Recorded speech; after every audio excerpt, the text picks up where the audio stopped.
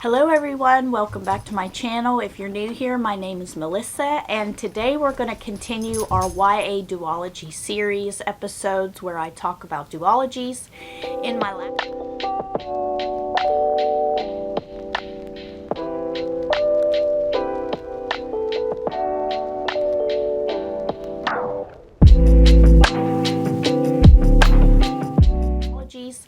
In my last video, and I will try to link it in the cards up here, I talked about my top 5 favorite YA duologies, and today I'm going to be sharing 5 YA duologies that I have yet to read that I'm hoping to get to before the end of the year. So let's get started. As always, if you have read these or you want to read these, let me know down in the comments below what you thought of them or what you are looking forward to most reading. So to start things off, I'm going to be talking about The Daughter of the Pirate King and Daughter of the Siren Queen by Trisha Levenseller. Yeah, Trisha Levenseller.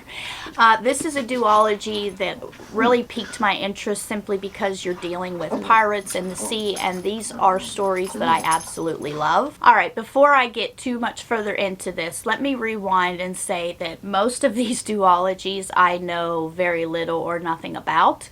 A lot of them are books that were kind of overhyped, if you will, on either Bookstagram, Book Talk, or BookTube.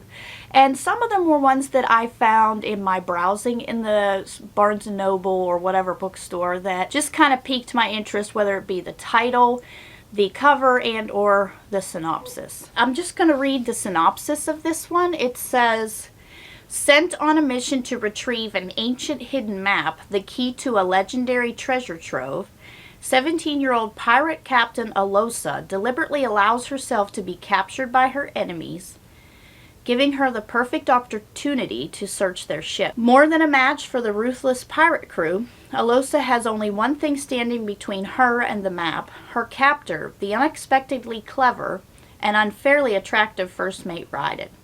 But not to worry, for Alosa has a few tricks up her sleeve, and no lone pirate can stop the daughter of the pirate king. The blurb on here says that Levenseller makes an impressive debut with this funny, fast-paced, and romantic-dashed nautical fantasy set in an alternate world of pirates, sirens, and myriad islands. Definitely for fans of the Caribbean. I love that. So yes, I'm really looking forward to this series. This is one I'm really kind of hoping to pick up this summer.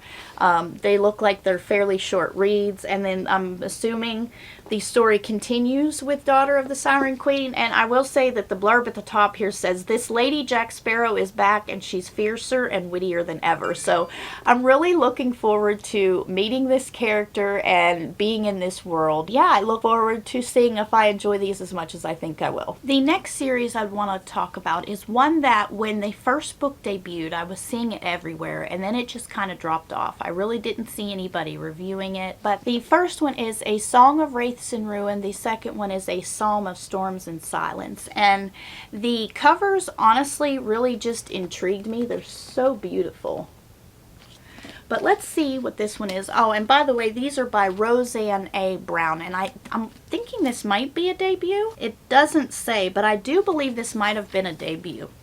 But anyway, it says, for Malik, the Solstatia Festival is a chance to escape his war-stricken home and start a new life with his sisters in the prosperous desert city of Ziran. But when a vengeful spirit abducts Malik's younger sister, Nadia, as payment to enter the city, Malik strikes a final deal. Kill Karina, crown princess of Ziran, in exchange for Nadia's freedom. But Karina has deadly aspirations of her own. Her mother, the Sultana, has been assassinated, her court threatens mutiny, and Solstatia looms like a knife over her neck. Grief-stricken, Karina decides to resurrect her mother through ancient magic, requiring the beating heart of a king. And she knows just how to obtain one, by offering her hand in marriage to the victor of the Solstatia competition. When Malik rigs his way into the contest, he and Karina are set on a heart-pounding course to destroy each other.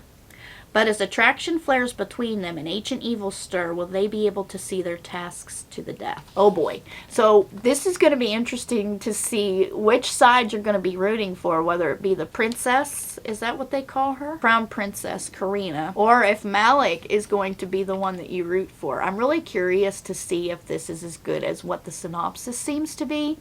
So yeah, this should be another interesting read that I look forward to getting to very soon. Alright, the next duology I want to talk about, really the only thing that intrigued me was the cover art. I believe we're dealing with zombies. So I was kind of intrigued when I saw these, the Dread Nation and Deathless Divide.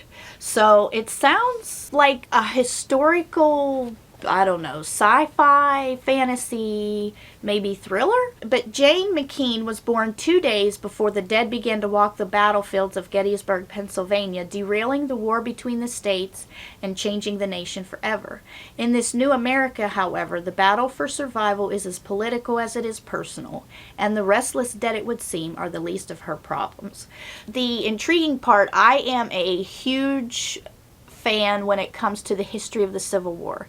I grew up in Pennsylvania, about 3 hours from Gettysburg, and I've been to Gettysburg multiple times, so I'm looking forward to see how they tie in the history aspect and change it all.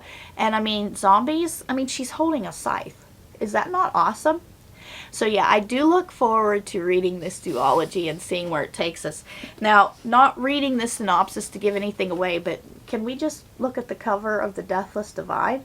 It looks like this might end up being a sapphic romance. So this should be interesting, and I look forward to it. Alright, the next duology, I believe, was something that Amazon had recommended to me, and as I am a huge fan of Disney's The Little Mermaid, it was no surprise that they were able to con me into getting The Sea Witch and Sea Witch Rising by Sarah Henning. I know nothing about these other than it's supposed to be a Little Mermaid-esque story, so let's read the synopsis. Ever since her best friend Anna drowned, Evie has been an outcast in her small fishing town.